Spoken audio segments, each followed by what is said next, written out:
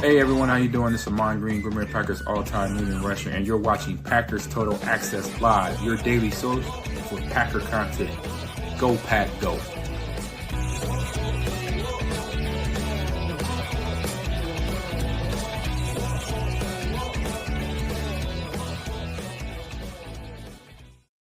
What's up, guys? Welcome into Packers Total Access. My name is Clayton. You can check us out on packernet.com. Find me on Twitter at Packers_access. Just a quick little show for you guys this Saturday afternoon, or it's afternoon down here, Eastern time. Anyways, college football is getting kicked off. I want to talk a little bit about Matthew Golden and the opportunity that lies in front of him potentially tomorrow as the Packers travel to Cleveland for a 1:00 kickoff to try to take on the Browns. So excited to dive into a little bit of that information for you guys and gals and just talk about, hey, not only is there a void already in place with Christian Watson starting the season on PUP or IR, right?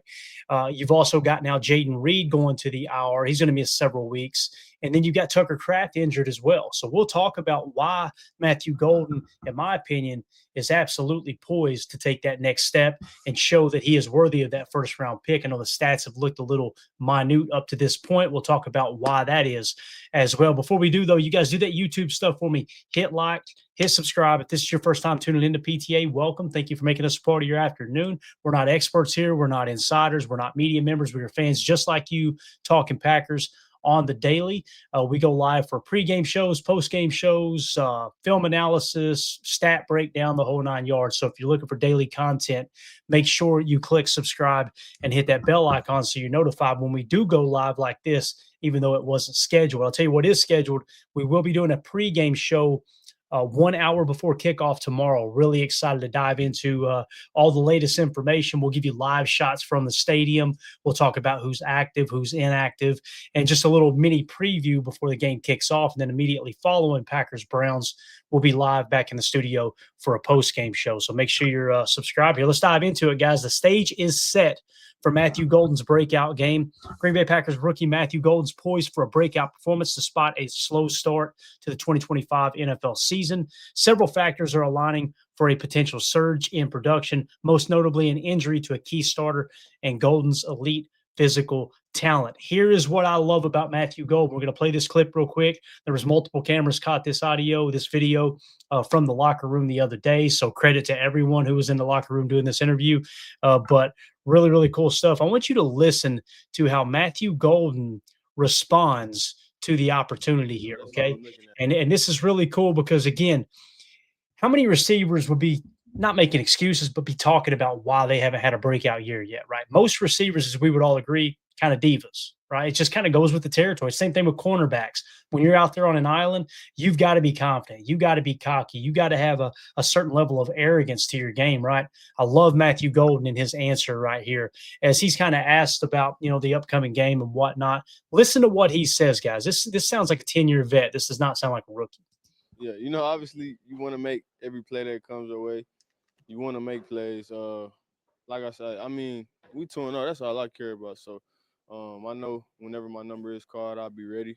That's all I'm looking at. So I'm glad get to play with a group of guys like this. And, you can just focus on what you need to do.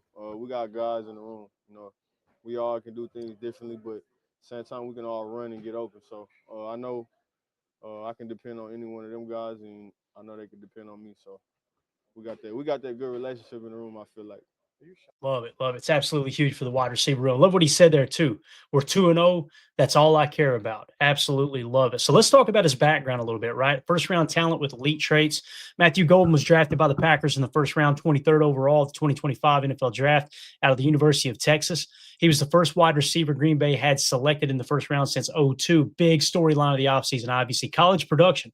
Golden finished his final collegiate season at Texas with 58 receptions, 987 receiving yards, and 9 touchdowns. He has elite speed when you're talking about the traits. At the NFL Scouting Combine, Golden ran the fastest 40-yard dash among wide receivers, clocking in at a 4.29 40-yard dash. Advanced skill sets. In addition of his speed, scouts praise Golden for his polish, body control, route running, and competitiveness at the catch point. You know, he's had a slow start to the 25 season. Through the first 2 games of his rookie season, Golden saw limited action and production despite high expectations. Against the Lions, Golden had 2 catches for 16 yards. Week 2, he was targeted twice against the Commanders, but recorded no receptions. Limited usage through 2 weeks. He had a modest 4 targets on 53 attempts by quarterback Jordan Love. You're a little concerned about that, right? But I want you to look at this tweet here from Kyle Gerard Bauer. I hope I'm saying that last name right there, buddy. He says, the Matthew Golden breakout game was almost there last night. This was obviously referring to last week's game against the Commanders. 33-yard touchdown that was underthrown. You can see there in the end zone, the image on the right. Obviously, listen, when Jordan Love is off to one of his best starts of his young career, and you still have plays like this that aren't hitting, it's a great thing for Jordan Love too. So in no way, shape, or form is this to knock Jordan. Quarterbacks are going to miss throws. It's going to happen. And they've got to get that timing down. When you got someone who runs a 4.2 40, 1 second you're worried about underthrowing them, the next second you're overthrowing because you want to put enough air under it for them as well. So they'll get that fine-tuned. There's no doubt in my mind. He also had a 92-yard touchdown that was just a tick overthrown. So you see Jordan underthrowing, overthrowing Matthew Golden. As soon as they hone that in, it's kind of like zeroing in a rifle, right? I know we got a lot of rednecks that watch this show because my accent. When you're zeroing in that rifle, man, you're missing high, you're missing low, you're missing low left. It's all about those adjustments in between. Once they get on the same page, it's going to be absolutely awesome. As Kyle says here in the tweet, more opportunities coming with Jay Reed missing time. All right, let's move along here. However, coaches expressed that Golden was open on several plays, and the missed opportunities were more of a result of chemistry issues than Golden's performance. You see here with this graph and with this this information that we're showing here, I think it's from PFF if I remember correctly, and it's at Throw the Damn Ball on X that shared this graphic. I want to give credit there. So what you've got, guys, and everybody listening on the podcast, you've got this chart, right? Where on the left side of the screen, running vertically, you've got its catch point and yak grade, and then running horizontally from left to right on the bottom, you've got raw PFF separation grade. Okay, so PFF has a raw separation grade. Essentially, it's who is good, how good are these players at creating separation from their coverage. How good is Matthew Golden? He leads the league in basically raw PFF separation grade at a positive 0.4. Guys, there's no one near him. No one near him. Dontavion Wicks actually in the quadrant next to him. So now, again, when you look at the catch point and rack grade, that's where he's below the median line. So I think that with chemistry, that's going to fix itself. But the point here is Matthew Golden is creating separation. The opportunities are going to be there now that he's going to be on the field even more. And Jordan Love's not going to be able to look for number 11, Jaden Reed. I'll tell you another one, too, we'll talk about in a second, Tucker Kraft, with him not being there. That's been Jay Love's favorite target in this young season, right? And that's what we're hitting on right here. Reasons for an impending breakout game, increased opportunity due to injuries. The most significant factor for an immediate breakout is the injury to starting wide receiver Jaden Reed and tight end Tucker Kraft. Elevated role, Reed's absence thrust Golden into a more prominent role in the Packers' offense in week 2, leading to an increase in his percentage of offensive snaps. More snaps equal more targets equal more catches equals, obviously, production. Filling a void along with the long-term injury of Christian Watson, Reed's absence and Kraft's potentially limited role with the knee gives Golden a critical opportunity to fill a void in targets and become a more central part of the passing attack. All right. Now let's talk about his talented skill set. Golden has the raw talent to be a game breaker, which the Packers offense has lacked. He's got game-changing speed, 4.29, 40-yard dash, creates a deep threat that can stretch the field and open up the offense. This explosiveness gives him the ability to turn a simple catch into a huge gain. Guys, that's not just take the top off the defense. That's also a little stutter route, catch a slant, and go and run away from defenders. It's also huge as well. You can see here just a quick graphic. Check it out over at NFL.com. It's got his total score grade, everything in terms of his draft status there according to NFL.com. Let's talk about his versatility. Golden has the skill set to play both inside in the slot and outside, giving offensive coaches maximum flexibility in how to deploy him. Why are we mentioning that? Remember Greg Cosell, as we were leading up to the draft, Golden was on the short list of wide receivers that we thought, okay, the Packers are going to take a wide receiver. These 5, maybe 6 receivers are in the ballpark of where they're picking there in the first round and possibly the second. We included some of those. Many people were saying, well, Golden's just a slot. We already got a slot. We already got a slot. Guys, we got to stop thinking like it's 2003. The NFL has changed so much. And now that you've got the Kyle Shanahan, Sean McVay, Matt LaFleur coaching tree running rampant through the NFL, those Z's are what we refer to as moving Z's. Moving Z's are essentially the same skill set as a slot receiver.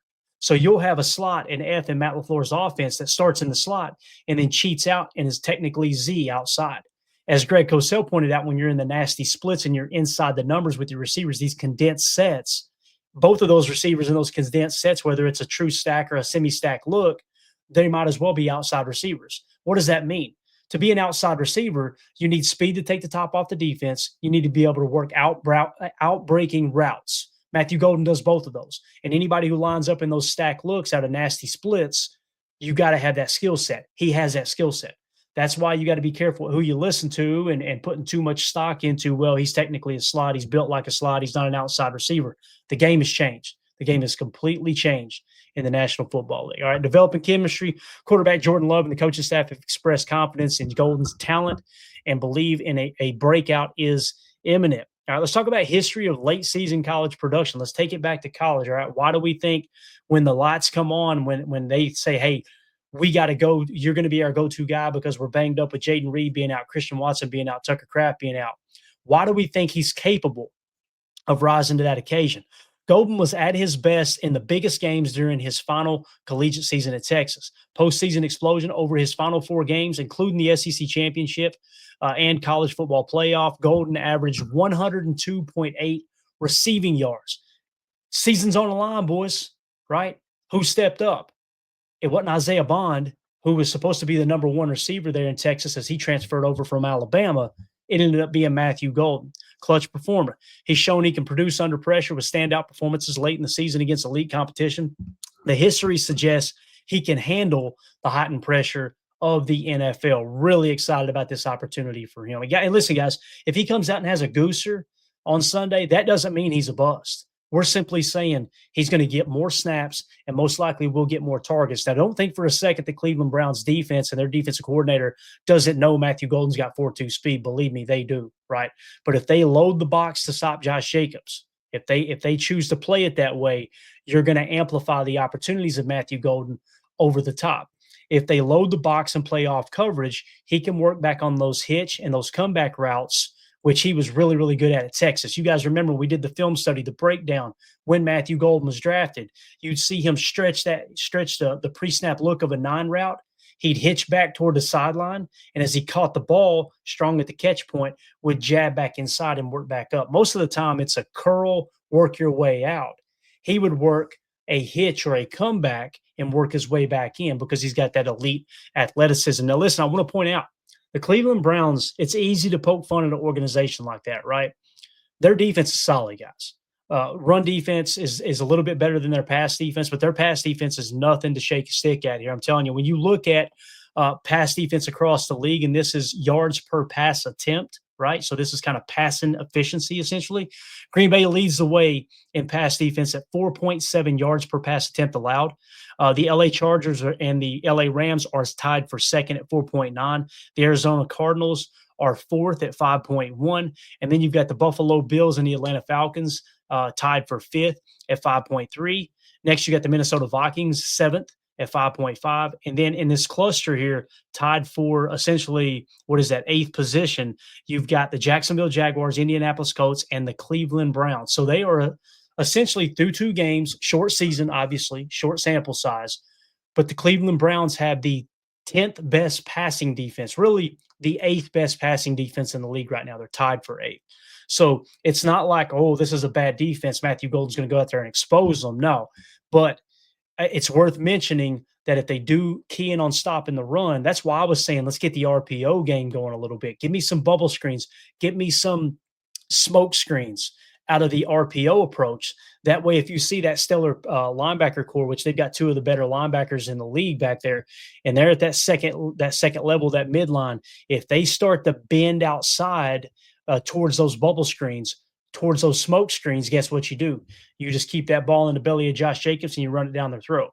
Now, if they start to cheat those backers in and you see that slot corner or that box safety that's coming down to help in coverage, if you see them cheating inside to stop the run, which I think we'll see that because they are a run stop team first, a run stop defense first, let's start to fire that out there on the bubble. And I'm telling you, Matthew Golden with the +1 hat count on a bubble screen with blockers in front of him, one of which could be a Malik Heath or a Dontavion Wicks, or who knows, maybe you show a 12 hybrid look and you put Musgrave, or if Kraft's healthy, you put him out there in the number 2 and you let him be a lead blocker in that regard. You're going to pull a backer out, force a corner inside, and that's going to even make the run game weak. Now, if they choose to key in on the run and they keep the backer inside and they've got a corner on Tucker Kraft, you love the opportunity in a bubble screen if they bite on the run to get Matthew Golden the ball in space with Tucker Kraft blocking on a corner. So there's a lot of different matchups that you can highlight there, okay? And again, it goes back to what we started with, guys.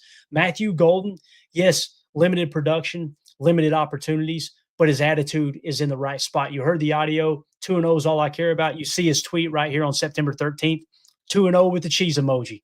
Not, listen, I'm not saying that he would have went out there and been negative on Twitter or in the public. You know how easy it would have been, though, to be pissed off that you wasn't a huge part of the offense and just not tweeted and just been like, I'm not even – the fact that he went out of his way to throw a tweet up to make sure the Packer fans know and the NFL fans know, the other 31 teams, that, hey, I could give a rat's ass what my stat line looks like. We're 2-0, baby, and we're marching toward a Super Bowl contending year. It's just absolutely awesome. So final outlook here, while Golden's slow start may have caused panic among some fans, his potential for a breakout game remains high. The combination of his elite physical tools, a clear path to more playing time due to injuries, and a track record of performing well in critical moments makes a breakout imminent. As he continues to build chemistry with Jordan Love, his game-breaking speed and reliable hands could turn him into a focal point of the Packers' passing offense. That moment may occur in Cleveland tomorrow. So there you go. This is a quick little breakdown of what I think might be on the horizon for Matthew Golden. Do me a favor, guys. Let me know in the comments what you think. Do you think this is the game that Matthew Golden breaks out? Do you think it's something that he's going to warrant a little bit of extra attention because they know about the 4.240 speed and it opens up the game for maybe a Romeo Doubs or a Dontavion Wicks or another name I'm going to throw out there, another rookie, Savion Williams? Don't be surprised if they put him in the 3 to trips left look and have Golden on the outside to make the safety bend towards the sideline and open up some of those cutback lanes on those bubble screens for somebody like a Savion Williams. So going to be exciting. Let me know in the comments what you think about Matthew Golden, what you think about the Packers' chances of beating the Browns tomorrow. As it sits right now, they're 7.5-point favorites. But, guys, you know how it is, especially on the road. Anything can happen on any given Sunday. So looking forward to seeing how everything unfolds tomorrow. Make sure you check us out on the pregame show 1 hour before we kick off. This is PTA. My name's Clayton. Y'all take care. Here we go. We're out. Bye, guys.